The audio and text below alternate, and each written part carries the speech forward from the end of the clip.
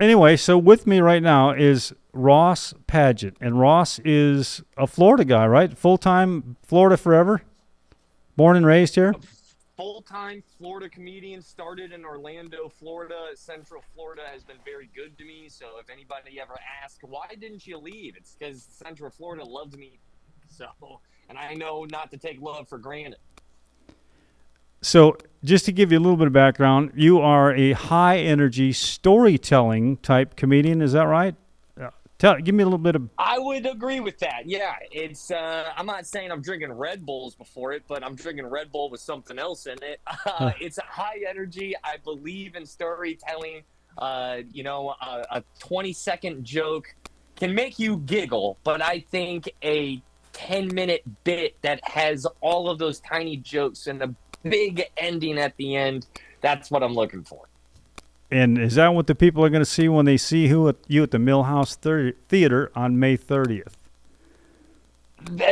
Yes, that is exactly what they're going to see. The last time I was there, I'm not gonna lie, I had way too much fun, and that's why they asked me back. And I think we were both surprised with how much it worked. I had a lot of fun, and it's amazing what happens when you just treat older people like, I don't know, people.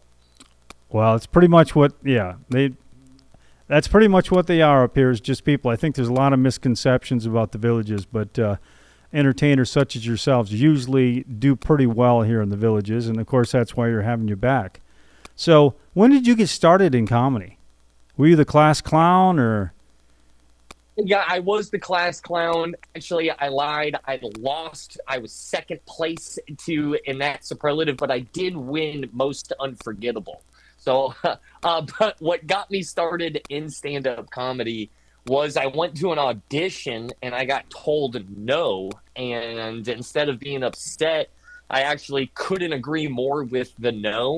I knew what stage presence was like. I knew what experience being on a stage is, and I had zero of it. So literally getting rejected brought me to open mic comedy, which puts their arms open up for everyone. So you get to kind of tell jokes next to your local person who's going through it, because that's what open mics are. There's a lot of crazy people that show up to that, borderline homeless.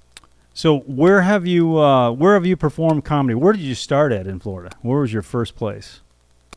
The first place was a tourist trap off of International Drive called Best of British. And the first joke and the first set I ever did, I remember being told that bombing is the worst. The bombing is the worst thing that any performer can ever go through. So I actually did my first set in hopes that I would bomb. But little did I know in my young, immature comedian heart that I think it is impossible to bomb the first time you do stand-up comedy. How long did it take to get at least a good bomb in? It took me till my seventh time. And the reason why I say you can't bomb your first time of stand-up comedy, because everyone has their own subjective definition of what doing bad is, and or just doing no laughs. It's because I can't call it the first time you do comedy, you're not bombing if it doesn't go well, because you don't have your 5 minutes yet. When you work for every syllable of a 5 to 7 minute set and it's working for weeks, now months, and then you go out and you hit them with the tried and true, and everyone just looks at you and goes, I can't wait till the funny part happens. That's when you're bombing. That's when you're bombing. But to answer your question, it was on the sixth or seventh time I bombed, because the first 6 times went pretty well. And then I hit them with the same jokes. It was the biggest comedy show that I had been on at the time. It was in downtown Orlando, thinking the producers are out. That sixth or seventh time, Tom, dude, I bombed so bad that I quit comedy for a year. Seriously. Wow. So what'd you do for the year? Day job? Basically tell people that I used to do stand-up comedy. Yeah. It was only until I moved in with a comedian that made me go, okay, he's doing comedy. And then he came home from a gig, and this is 2 words that changed my entire life. I will always go back to these 2 words.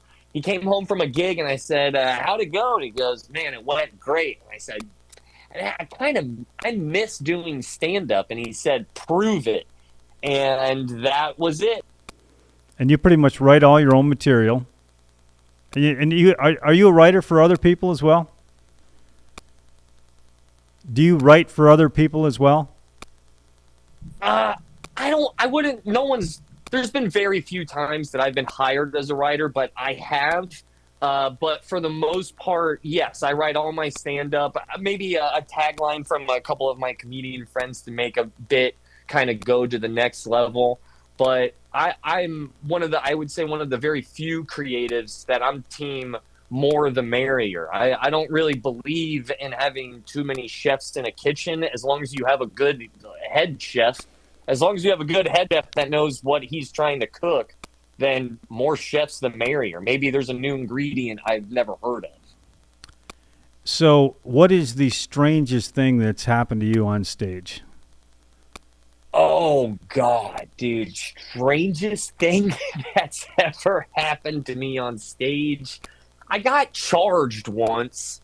I kind of had my life threatened, and it was over something silly. It was. I don't think it was even that bad. I'm assuming you kind of, yeah, I'll tell you. I was splitting a gig with a band, with a cover band, a Leonard Skinner band. So I think they were called like Centered Leonard or something. You know, they always got to switch it up a little bit.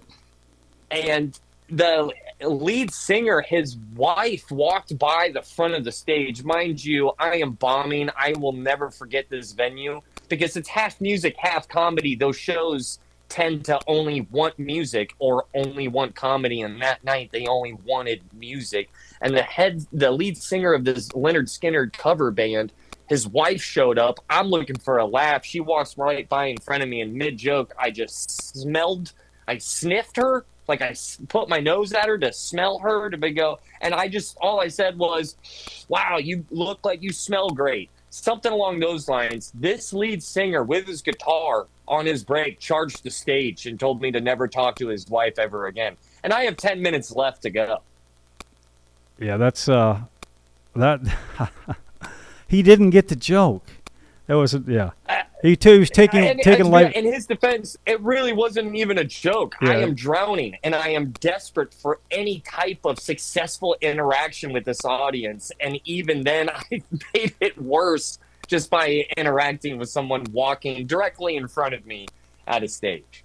So when somebody sees you live for the first time, what kind of vibe do you want them to leave with? Wow, that is a good question, and I'm so happy that you asked it because no one's ever asked me that, and I will be brutally honest. I don't want them walking away from anything that I've ever made, comedy-wise, whether it be stand-up comedy, sketch comedy. I'm really looking forward to everyone not learning a damn thing. This isn't a TED Talk. I'm trying to make you need a new pair of pants. I'm not trying to change anybody's opinion. I'm trying to be worthy of a date night because I know how hard it is for, live entertainment to succeed. You need an audience. And I hope that everyone ever walks out of my show and they go, that was awesome. And I'm in a great mood because virtually if there's any egg on anybody's face, it's always mine. Is there any topics that you deliberately stay away from today? Oh man, there's plenty of topics. There's some hot buzzwords that ebb and flow in society. I'll say this, I have a Biden and a Trump joke right now, and they both are working. I think I get away with it every time I've done it, but I am, and maybe, I don't know, sometimes I always walk the balance of like, am I afraid? But I just don't like talking about the president. It's such a room divider. It can make people clutch pearls. It's weird. I would say that the left, there's about 8 words that they don't want you to say, but on the right, it's one person and don't make fun of them. And I want to respect both sides of that aisle as much as I can. So I do have a Trump joke, so maybe that's kind of hypocritical, but when it comes to Trump and news and deep dive into politics, yeah, I don't have that bone in my body on a stage.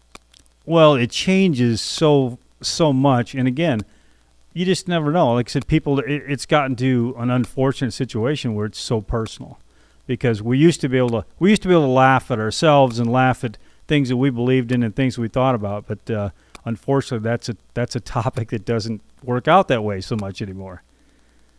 And I'll say this is that I had this joke for a little bit. I'm not trying to bit any of your listeners, and by bit I mean just perform on this interview. But I've said this on stage plenty of times of like, who I'm jealous of are stand-up comedians in the 80s and 90s when you were okay to make fun of the president without being worried that an audience member is going to pull out a pistol and make the comedian man dance. Dance, funny guy, dance. Right. And the vibe is very much like that. Like, I look at clips of people making fun of Reagan. I look at clips of people making fun of Clinton, and I go, wow, what a sweet time that must have been. Well, and they were also able to take and make fun of people's heritage, stuff like that. There was, we had Polish jokes, we had Italian jokes, we had stuff like that. Nobody took that to heart. But today, it's got to be a little harder to take in find genuine or make genuine material that doesn't cross those boundaries. Well, there's a balance. You'll get a little pushback, but also more agreeing than disagreeing, because like all of those jokes, I would argue are for the street. I know I would be upset if I bought a ticket to a live comedy show and the comedian walks out and goes, "You know how dumb Polish people are?" And I'm like, dude, I've been hearing this for such a long time. So like, yes, I still agree with the existence of those jokes. I think everyone should say that with 2 beers in them at a bar. I think that's a fun time. Have you heard this one? Yeah. But I also think when it comes to pursuing it as a career, trying to be the best comedian, for me, they don't interest me per se. But when it comes to society reasons, absolutely, yeah, those happened a lot more. Yeah. What's the most only in Florida thing that's inspired one of your best jokes? It was a one-off, and who knows? Maybe this will happen at the Village. Don't take that the wrong way, but I did a retirement home. And I remember driving out to the gig. I was covering for a friend of a friend of a friend who does comedy, basically. And it was a pretty good, high-paying gig, and it was a private gig. And then I show up. I'm the youngest by 50 years. Everyone needed to moisturize back in the 60s in this room. And I just remember a guy in the front row turning, standing up, grabbing his walker, and then all of a sudden I just saw complete darkness as he walked directly in front of the spotlight. And we got a big laugh on trying to remind him that it's not your time, that's just a spotlight, and that the bathrooms are to your right. Yes.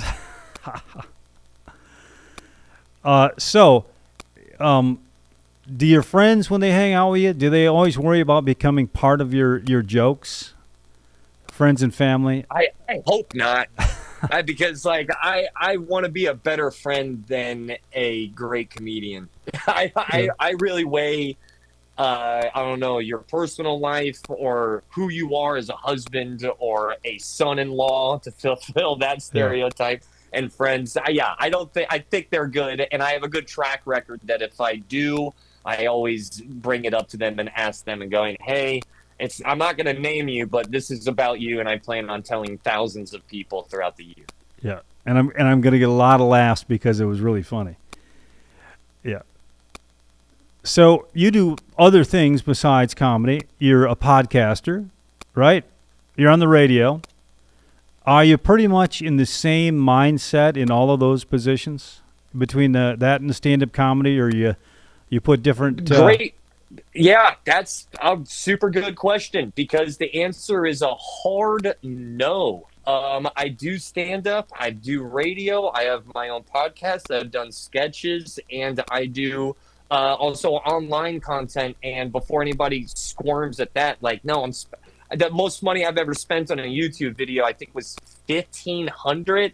We believe in production and value and getting the right people and scheduling it. And even though we haven't done that in a handful of years, I don't know, calling it a YouTube video. I love sketch comedy is where I'm going with that. And every single one of them is different.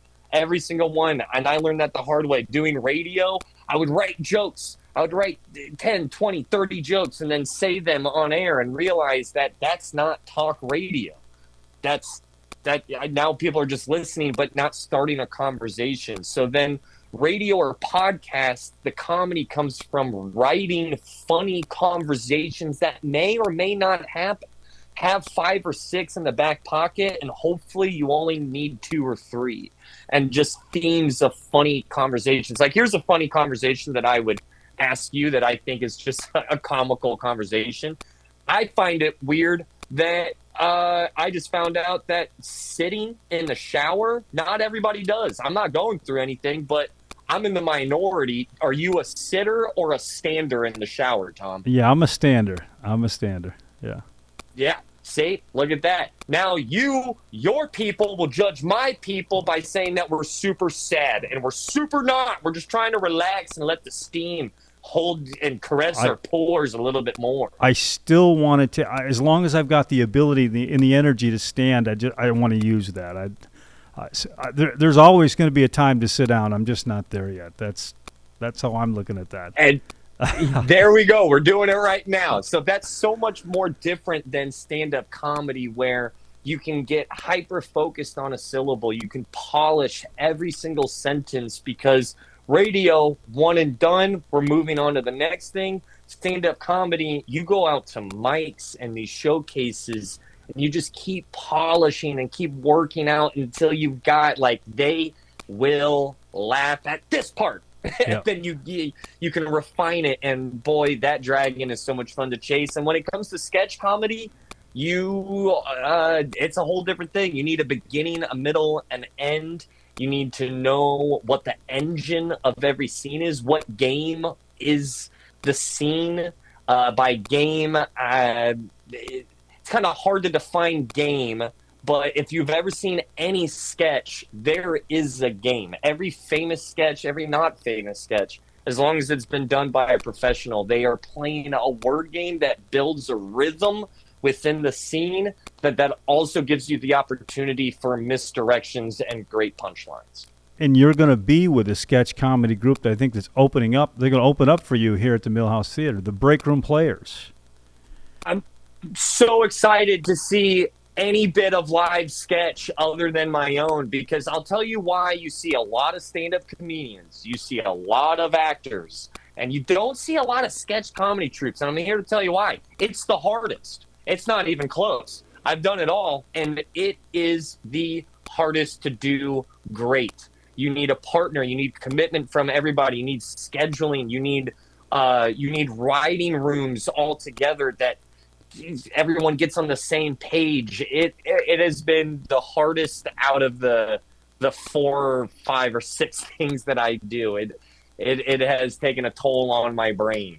Well, the group that's doing it for you, they were in here, gave us a little preview. We've got a studio in here, and we've got room for, 30 or 40 people to watch. And they did a show for us a while back, and they're very good. I think you're going to be very impressed. Tom Casey, my producer, that's his group out of Orlando. Don't know if you know Tom at all, but they're looking forward to it, I know, as well. So sketch comedy, is that your favorite of, it's obviously the most challenging. Is that your favorite, or you like stand-up better? You know, God, these are questions that I should have definitely asked myself at some point in my life, because I have never really taken a moment to think, which one do I like the most? If on average, sketch comedy is extremely the more fulfilling, but the high of stand-up is when it rains, it pours. When it is bad, you might go home and quit for a year. When it is good, and I have partied, I have done some fun stuff in my early 20s, I have yet to find a better drug than having as good of a set of stand-up comedy as you know that you can have. I've been doing it now for 16 years, and this is kind of sad, but I have walked off a stage, I would say, 7 times tops that made me go, there is nothing better than the feeling that I'm having, and it has not been topped with sketch comedy. The only thing that's come close, I wrote a movie, I did it in a film festival, and I got to sit in a sold out movie theater audience, and that was like the first time I was ever able to enjoy laughs that I caused, because they were laughing at things that wasn't supposed to get a laugh. They weren't laughing, and I was just in the audience unbelievably uncomfortable being part of them, going like, I think I can tell if they like this or don't like this. Oh God, it's starting. I have no control. If it doesn't work, I can't save it like usually I can with stand-up comedy. But yeah, I would answer your question, long story short, at its best, stand-up comedy is still the absolute king. So what, I mean, you're a young man. What's in the future for you? What if you had, what's your ultimate dream as far as a comedic project? I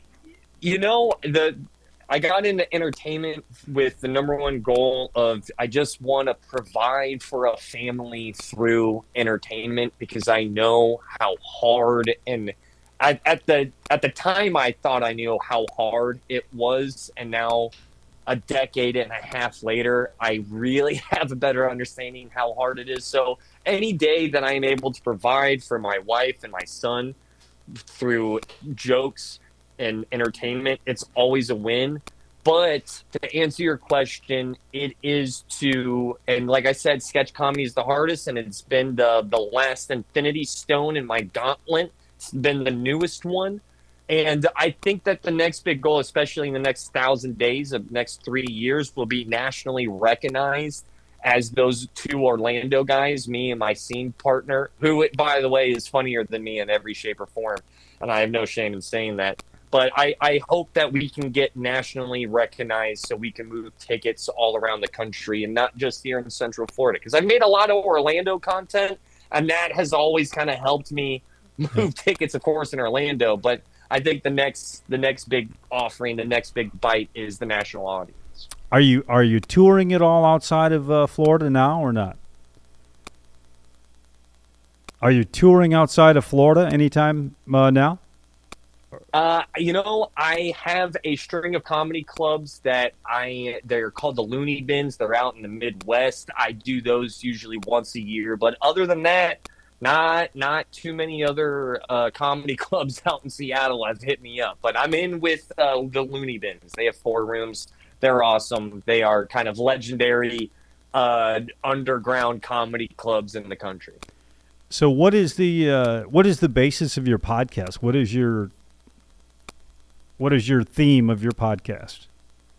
So first and foremost, it's always to try to help grow that parasocial connection between me and audiences that I've performed in front of. So after, 45 minutes of hearing me blab and try to make you laugh, if it did go well, you have a free opportunity to stick around. But to answer your question, it is because we love humans. I'm a people person. Mm-hmm. As soon as I got asked to talk to you, I was like, hell yeah, another human being. That's right. Yeah. Can't wait. I just love humans. So a huge theme of our podcast, Good Sauce with Rauce and Joel, is learning about the good sauce of humans, meaning how do humans human is a huge theme. I find it fascinating that you stand in the shower like a crazy person. Yeah. And you find me super sad for sitting every shower. I should just buy a chair, but I refuse to. Let me have the marks on my butt cheeks that the tile leave.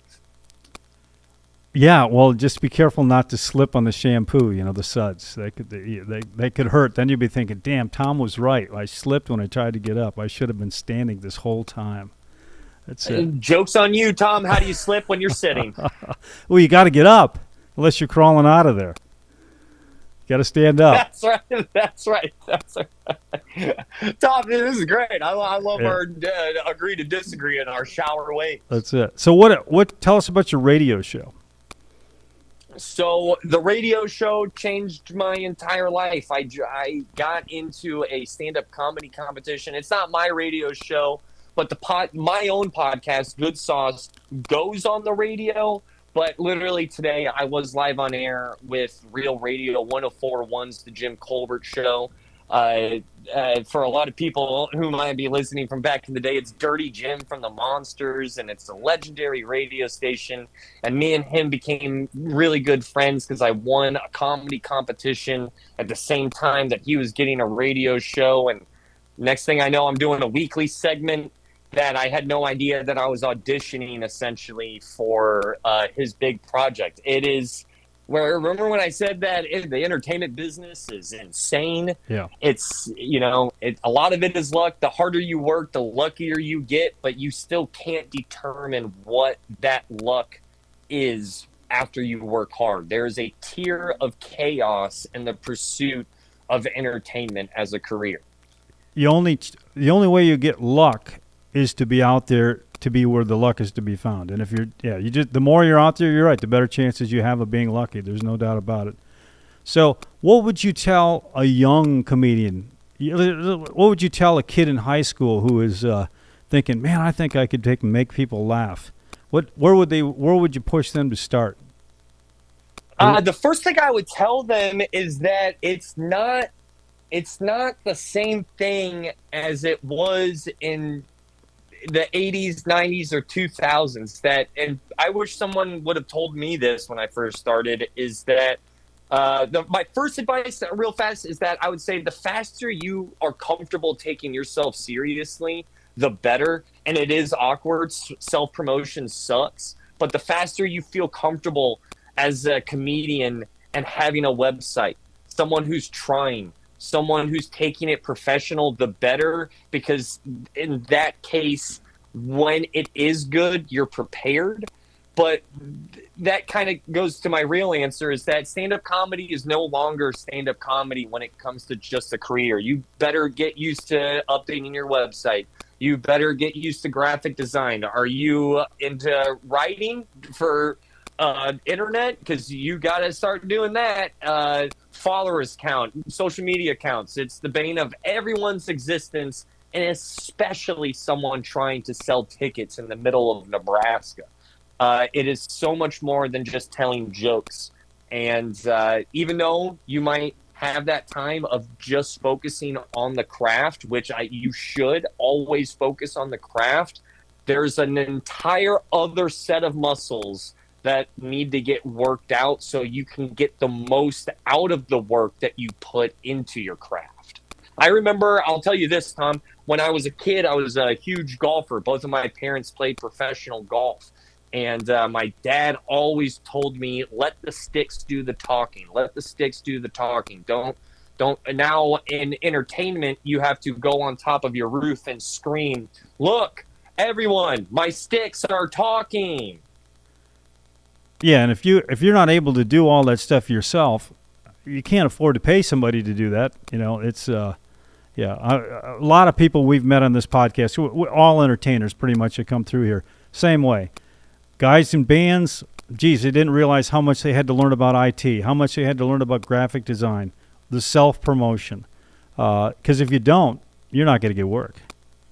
And it's a double-edged sword, because back in the day, I think the stereotype is a smoke-filled room with a guy smoking a cigar going, I like the cut of your jib, which there were pros and cons to that, in the same exact way that there are pros and cons to what the entertainment landscape looks like in 2026. It is a true fact. I have seen it. I can't believe, what am I doing with my life? I have multiple friends who now have several commas in their bank account, and it's self-made. They didn't have a guy smoking a cigar saying, I like the cut of your jib. They looked at themselves in the mirror and said, I like the cut of my own jib. This is worth people's time.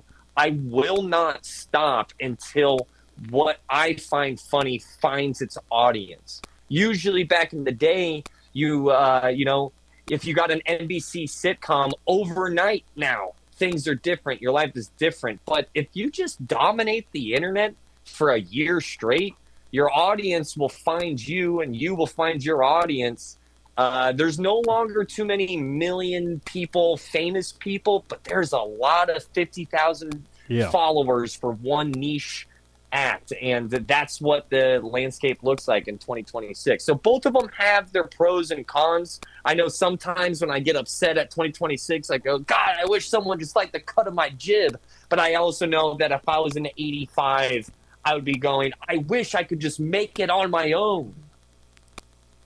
So, do you back to your Villages show?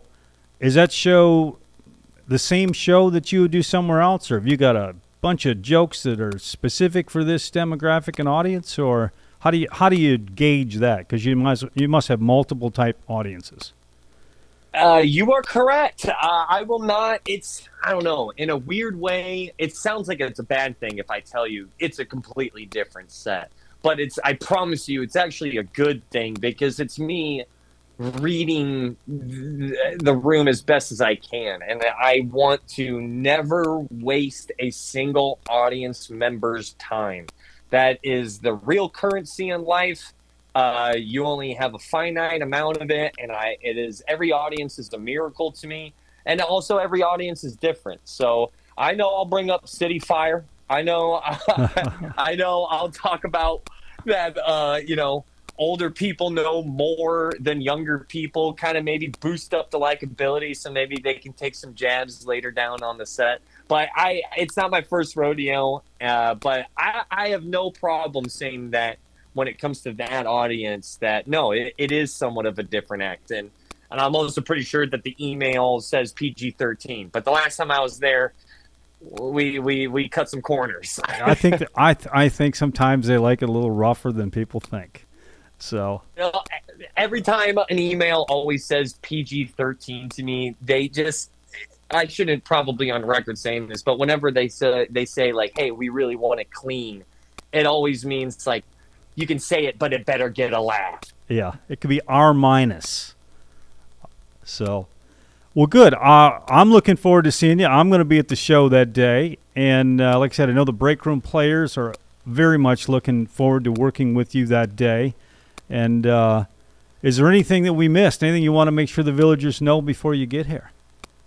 I'll say this. Listen, villages, I love you. And all the jokes that the rest of the country and the rest of the state makes, they're played out. And I agree. I'm anti-loofah, all right? I don't believe in all of the stories. Now, I've seen some golf cart accidents that we should talk about, all right? Someone took a left when it should have been a right, and next thing you know, you got two easy carts just crashing. I think someone might have been a couple drinks, but that's just me.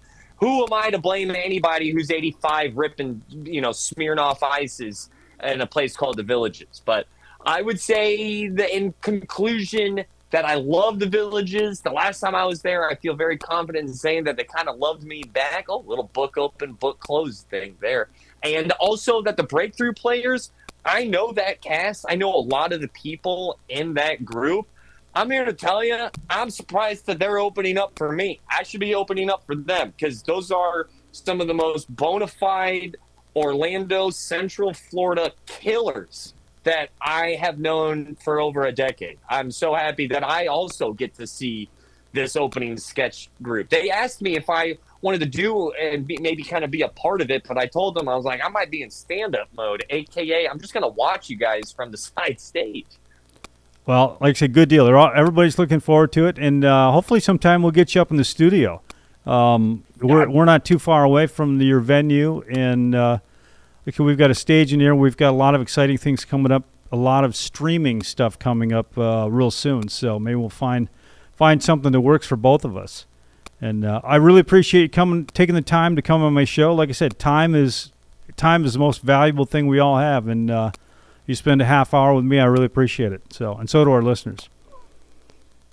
Well, I'll tell you this, is that the Villages, I guess they call them the Villagers? The Villagers. The Villagers. That's right. If that's not a thing, it should be a thing. The Villagers will not waste their time on the night of that show. It's going to be an absolute blast.